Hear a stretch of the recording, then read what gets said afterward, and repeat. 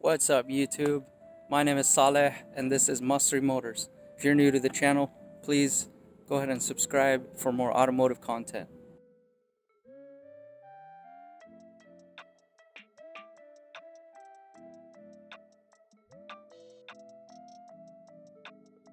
So this is a 2010 Toyota Prius with 197,000 miles. So when you're in the market for a used vehicle, there are a few things that you need to check very closely. Start at the front of the vehicle and check the body panels and the paint. Make sure everything matches, that there are no gaps in the body panels, and you're looking for signs of any damage that was not reported. Definitely you want to check the Carfax beforehand, but not everything is on the Carfax. If they fixed it themselves, they may have not reported to the Carfax. So you want to look for any damage, but normal wear and tear like this is actually a good thing, because this tells you that this is the original bumper. If this bumper didn't have all these rock chips and little scratches for the amount of mileage that it has, I would be concerned. If this was a brand new bumper, I would be concerned, because that would mean there was got to have been some significant damage for it to be replaced. Same with the headlights. You want to see that they were taken care of, but you don't want to see brand new headlights. If you see brand new headlights, that's a red flag. So in this case, these headlights they show their time. They're a little bit yellow. They're clean because the owner took care of it. But if I see a brand new headlight, that tells me something was wrong, because people don't just go buy a headlight. It's not a routine maintenance item. You don't buy a new headlight unless there's been damage. Now on the hood here, there's the rock chips and whatnot, and this is fine for a 2010 vehicle. It's still in good shape. You want to look around again on the paint on the side and make sure all the panels are matching.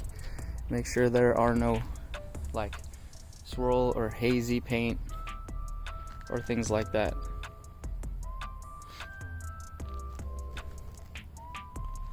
Once you've checked the vehicle throughout, you can actually open the doors and check that everything is as it should be.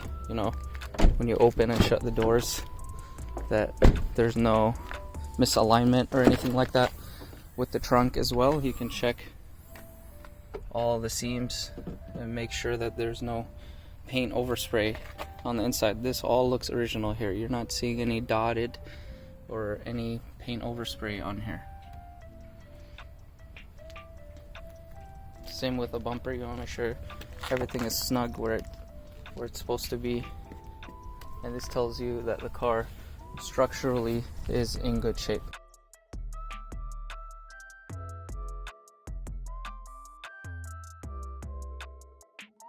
You can check the same up front under the hood and check for that as well. Now, before you even go on a test drive with the owner, you want to check some key items. Now, these items are the regular wear and tear items, and they're not deal breakers, but they'll definitely come into consideration once you're making an offer. Let's start over here and check the tires. In this case, these tires are pretty recent. You can ask the owner when they last put them on, and they might even offer you a warranty with it. So these tires are in good shape. The rotors and brakes are also in good shape, and you can just visually kind of inspect that. All four tires are in good shape.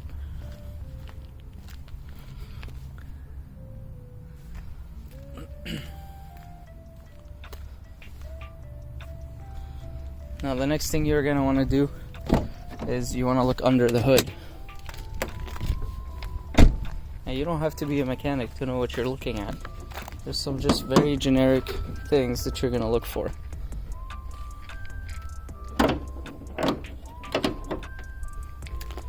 So under the hood, you want to make sure that there are no oil leaks or coolant leaks or anything of that sort.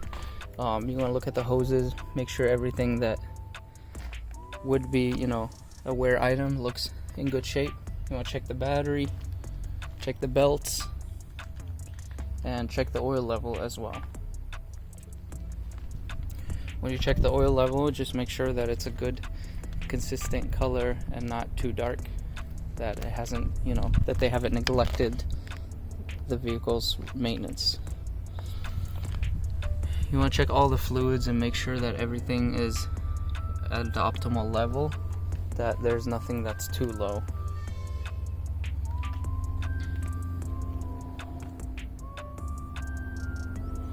Now, if you look under the hood and the engine is freshly detailed, I mean like sparkling clean, and the rest of the vehicle, I mean, does not look worthy of such a clean engine bay, I mean, something like that is a little sketchy to me, because a lot of times people will clean up a leak, maybe a coolant leak, and they'll get the engine detailed. So if you're buying a car, you need to make sure that if it was freshly detailed, that they're not trying to cover something up.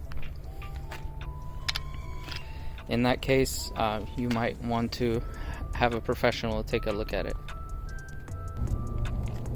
I also take a look underneath the vehicle, and you want to make sure that there are no oil leaks, that there's not, you know, rust or things like that. And it's hard to see down here without putting it up on the lift, but you can kind of get an idea for now.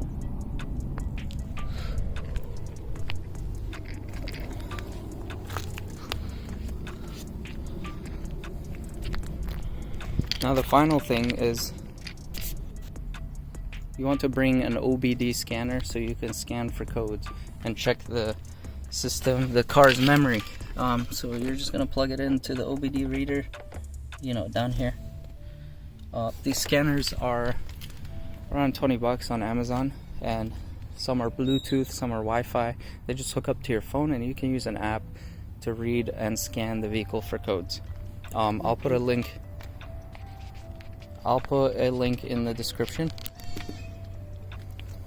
Yeah, I'll put a link in the description about, you know, for one of those scanners that I recommend.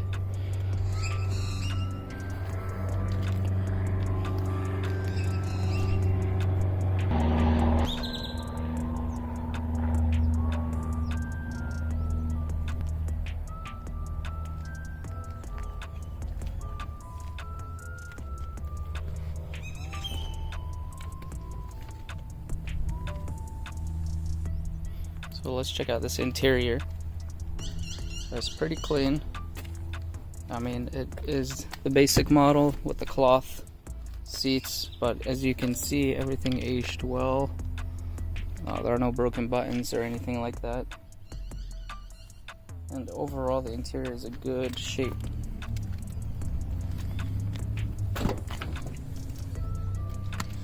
Check out the back seat here.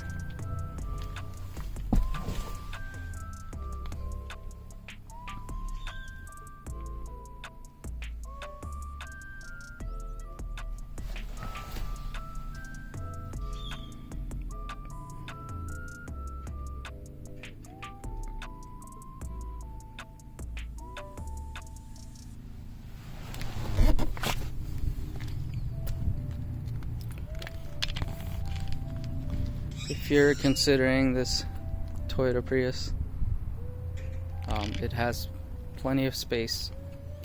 It has a spacious trunk. These seats fold down, and you get the full trunk space. It's a 60-40 split. Now, once you've checked out the interior and the exterior, and you've scanned the codes, you've checked the mechanical components, at this point you would, you know, consider the test drive and talk to the owner about that. Now it's time to go on a test drive and see how the car runs. So after you've checked everything out, it's time to go on a test drive. And you want to take the owner with you. because you're going to talk to them and ask them questions about certain things that you encounter on the road. So if they ask, if they want to stay behind, just recommend that they come along too. It's very important. You're going to hear a sound or certain noise or something, then you can ask them about it, and they might not have even noticed that, and so that gets them thinking about the things that are wrong with the car. So when you're on the test drive, you want to point out all the little things that you notice, because this is also an opportunity for the owner to be honest about what the car needs and what's going on with it.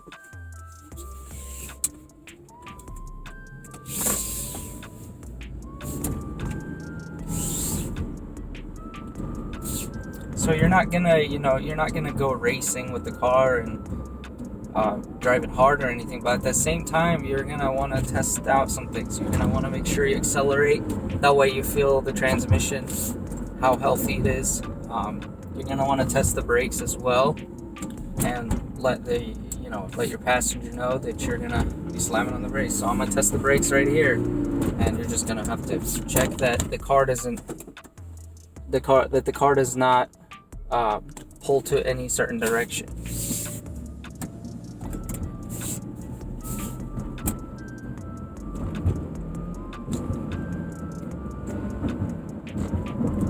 Now, I recommend that you take the car on the freeway. You never want to do a test drive without a freeway run, because there are a lot of things with modern vehicles that will only appear once you're at a higher speed.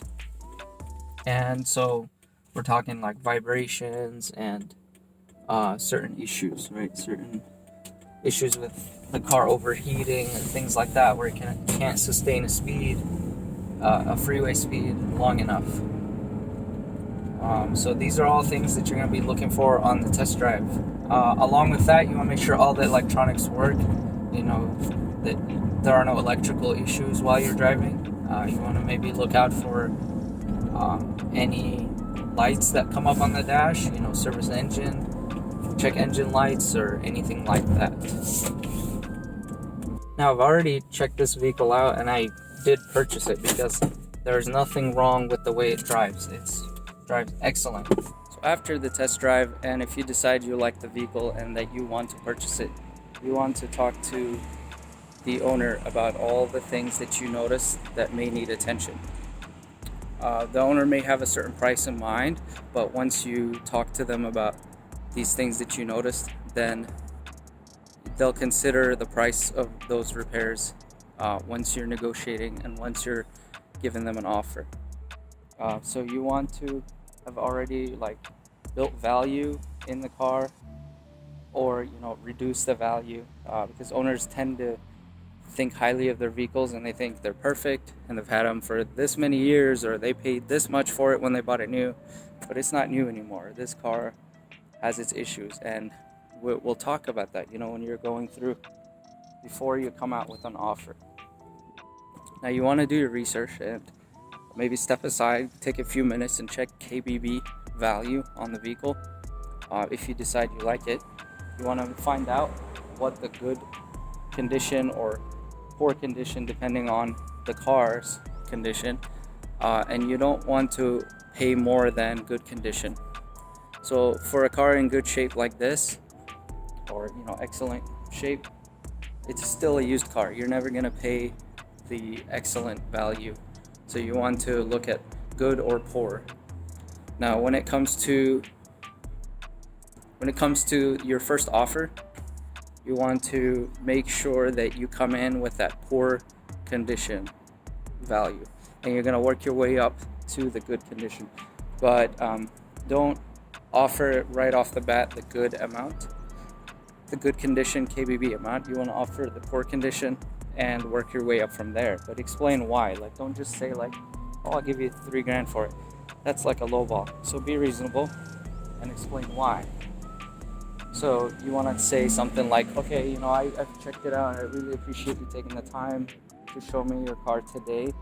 I did notice some things that might need attention, and you go ahead and list those things. For example, I noticed, the tires are a little low.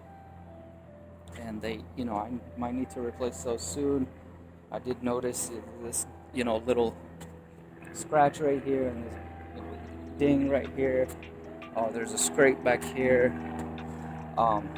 Some shopping cart damage right here. Damage right here on the trunk. So things like that, you want to point it out. Maybe a little crack on the windshield, or some, stain, things on the interior. Point out those things. Point out the mechanical stuff, like the brakes are squeaking, or I noticed. I'm not sure. Just be reasonable with what you're telling him, and base your offer based on that. So, based on all these things and the condition it's in, I think $3,800 is fair for it, or whatever, and you come out with that number. And you don't want to be ridiculous, because then they'll just walk you and sell it to the next person. So you want to be reasonable, but at the same time, you want to leave a little room in your budget to get those things fixed up. So they might say no to that, so then have them talk and ask them, like, what did you have in mind, or what were you really expecting for it, because I like your car and I want to buy it. You let them know that you have other options, but you already took the time to come out and look at their vehicle, so you don't really want to waste time going to go look at another one. And then you work your way up like that. You just want to flow like a conversation. You never want to get tense when you're negotiating on a used car from the owner. If you get tense, then you lose your ground, and you can't really make any progress.